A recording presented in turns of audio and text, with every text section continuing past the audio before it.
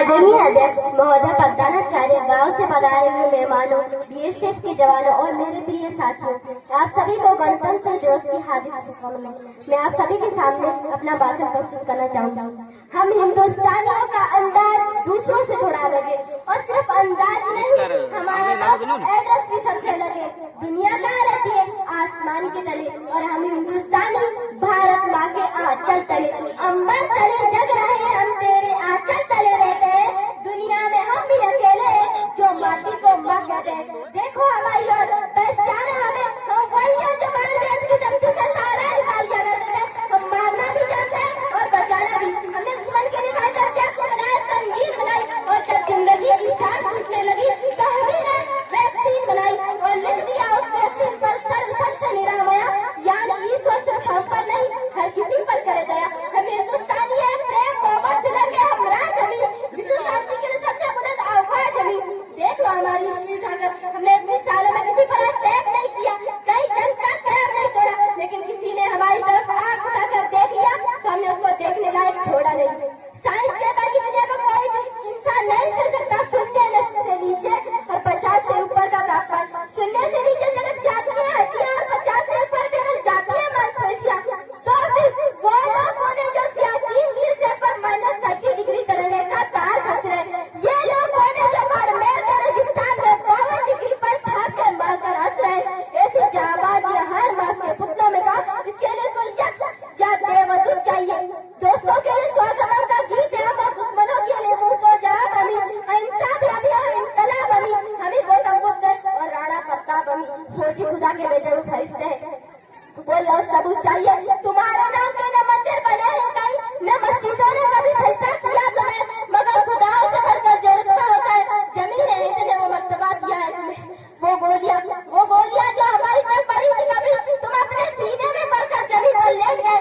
जब भी प्यार से माँ बाप की ने थपकी दी, तुम एक बच्चे की मां वहीं पर लेट गए। उठाकर पड़ी है मिट्टी ने दुआएं तुम्हारे जैसे जियाले सबूत पाने को, जो लगते लेकर यही शिकायत सही दूर की जाने की मिलती क्यों लुटाने को। तुम ही ना होता तो दुनिया बबूल हो जाती, जमीन एक खून से उड़ाला जाए खत्ता को।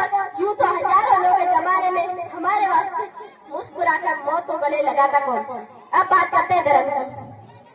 धर्म एक ऐसी चीज है जो सबको एकता, प्रेम और सहानुभूति की शिक्षा देती है, लेकिन कुछ लोग अगर धर्म का चश्मा पहन लेते हैं तो ये एक सामाजिक समस्या बन जाती है। हमारे समाज में भी कुछ लोगों ने धर्म का चश्मा पहना हुआ, किसी को लगता है मुसलमान खतरे में, किसी को लगता है हिंदू खतरे में।